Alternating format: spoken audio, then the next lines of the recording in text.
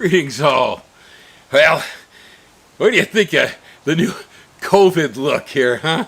And then nice barbershops have been open for a few weeks here.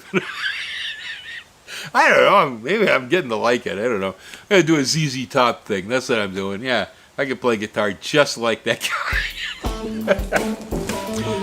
Anyway, so...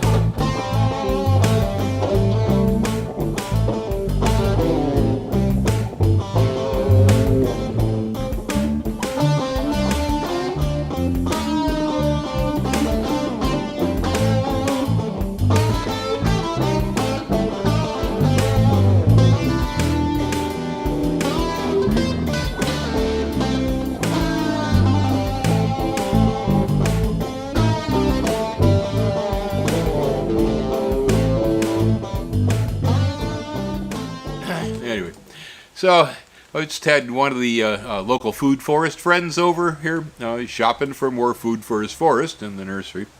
So we were walking around, looking at the garden and talking, and kind of discussing the difficulty of raising certain crops. How, you can grow one thing here and it's like so easy it isn't funny. But the next thing, well, gonna be a challenge, expressed my opinion as being a guy who has raised much of his own food for a large part of my life. And, you get doing things like that. Gardening, for instance, it really doesn't seem to be much of a challenge anymore to begin with. Not if you're in the same space, the same location, doing the same thing year after year. The weather varies, and maybe your crop variety varies a little bit, but mostly, however it worked last year, it's going to work the same this year, mostly. But when you change locations, of course, or change crops or things, then you're facing all sorts of issues. And so, like here in Hawaii, some things just absolutely take the planet over. Other things, oh boy, you got to just, poor little guy, and they still die on you. The conditions here are extreme. They're extreme generally in a good way. Plenty of moisture, warmth, no frost, gentle weather. But there are things here because it's so mild. So many things that couldn't survive in other places, like some of the pests and diseases and things. Well, they do real well here too. And so you got a lot of obstacles on certain crops. On other crops, no problem at all. But when it comes to trying to feed yourself, if you're going to do food forest, like a lot of folks come here to Puna to do, that means that day after day, month after month, year after year, you're going to be out there probably every day working with your diet in some way on the planet. Yeah, go out and harvest the tomatoes. You got to go out and plant the peppers, You got all that stuff to do. And it never stops if you're in an environment like Hawaii where the weather is pretty much eternally good. The best weather on the planet, as Guy Hagi, the weatherman on Channel 13 says. Yeah, so it's going to go on constantly. And it will come to a point, I think, where, two things are probably going to happen. A, it's not going to be much of a challenge anymore because you're going to have worked out all those particulars. You're going to know exactly where that needs to get planted, what time of year, and what kind of fertilizer, what to look out for, and so on. And so then it gets easier and easier, you'll also, though, become wiser as far as what crops thrive here with little attention and what crops really need to be pampered with, And because if you're going to feed yourself day after day for the rest of your life off of the land, which is the ideal dream anyway that a lot of folks got, it's a lot of work. It's a lot of work. And so the easier that becomes, the more pleasurable it is, and the more likely you are to continue doing it. As I have people look out at my stuff here all the time and go, "Oh my goodness, this is so much work. You must work so hard." And well, the truth is no. Bill's a lazy man. He's been identified as a person who does not like to work hard, and that's why I've developed all sorts of different techniques for how to get stuff done without working for it, right? Basic rule in my universe: if you're working too hard, you might be doing it wrong. So, with that thought in mind, let's have a look out here around some of the crops, for instance, that I didn't used to grow before I came to Hawaii. But I do now because the crops thrive here. And then there are other old friends that when I finally found the right varieties, they also thrive. Papayas. Now, I have seldom lived anywhere where I could grow the papaya. So, it was special. And I planted more papayas once the volcano started to destroy the local farm fields.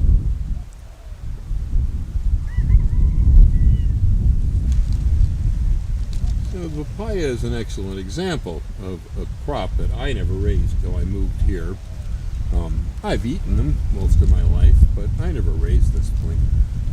And as they turn yellow and orange on here, that's a good sweet fruit, so it's a delicious, nice thing.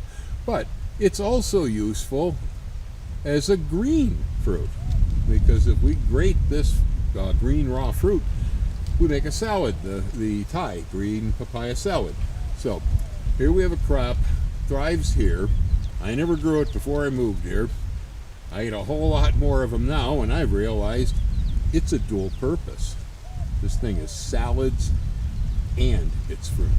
I've raised peppers everywhere I've ever lived, but Hawaii is the first place I've ever lived where I could manage to raise a lot of the perennial varieties. This one right here is the Hawaiian chili pepper. Pretty hot. It's a Tabasco type. And this guy here is the Hawaiian cocktail pepper. That's a nice sweet one. It's resistant to nematodes. This guy here is the ahi dulce. It's a South American pepper, sweet, tasty, easy to grow, and perennial. Another South American. This one's a different species. It's a Capsicum bacatum. That's the bishop's cap. Pigeon peas. There's another one. Not a crop that I ever planted anywhere else in my life. I started using it here as stick mulch for green manure. But it is eaten here. We need it for that quinta rice they make, the riso quintandoles. With many crops here, it's all about finding the right variety. And with this string bean, once I found Poamoho, I had it made. This thing is beautiful. Same goes with sweet corn. Most corn will grow here, but the ones bred by the University of Hawaii really do very well, and the taste of their sweet corns is to die for. This here is fruiting hibiscus. It's in where the first crop of corn came out now. It'll be ready for fall. This is an annual hibiscus that we get the roselle from, or the jamaica, that hibiscus tea that people drink. So not a crop that I ever raised anywhere else. It wasn't until I came to Hawaii and the stuff thrives here that I started to grow it. Sweet potatoes are another one. I've eaten them my entire life. I love sweet potatoes. Good food. But they didn't grow well in the Midwest. In California, they grew to some extent, but the gophers used to nail them. Here they grow like crazy. Here's the Japanese purple variety over here, and the green stuff in the background is the mainland jewel. You don't even hardly have to replant the things. So this is a real good crop here. It's almost a weed. There are some problems. Pigs like these, they'll go after them. Slugs will chew on them too. Rats like them. They're not completely trouble-free. But they're an easy grow, and it's a good food. Yacon is another. That's a crop that I had planted in California, but I found it does extremely well around here too. Or in the background, you see the Hawaiian cocktail peppers, Bishop's cap peppers, and then this yellow guy right down here. One of the viewers, I think from down in Southern California, sent me this seed. This is Trinidad perfume. Hey, and thank you. Don't remember who sent it, but it was a good pepper. Real good pepper. I planted that 2 years ago now. It's still there, growing away. Yields real nice, habanero-like, but sweet. Now, blackberries thrive here too if you have the right variety. This one is Natchez. It's one of the thornless blackberries from the University of Arkansas breeding program. That's smooth as a baby's butt when it grows. Really good. That is, if you can keep the birds from eating all the berries. This guy right here is Ubi, UBE. It's the purple tropical yam diaspora from the Philippines. This is the one they use for all the purple sweet rolls and confections and purple ice cream and all that stuff. It'll make a root down there.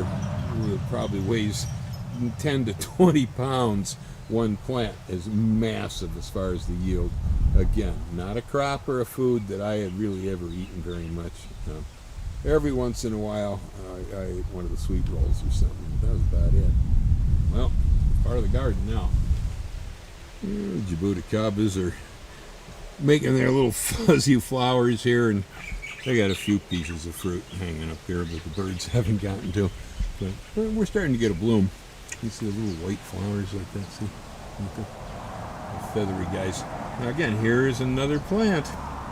I never grew this thing anywhere else before. It's a lovely thing. They're pretty. They're delicious. The plant doesn't really stop bearing. I mean, it's got a lot of great features. The only problems I ever have with it at all are birds stealing the fruit. But other than that, I think Jabuticaba is just one great crop in the garden, and it makes marvelous juice. And if you freeze the juice as popsicles, so good. And dragon fruit, that's another one I never messed with at all. Hardly. A little bit in California, but wasn't very successful there. Somebody on the web was asking me about the orange dragon fruit. There's a fruit right there.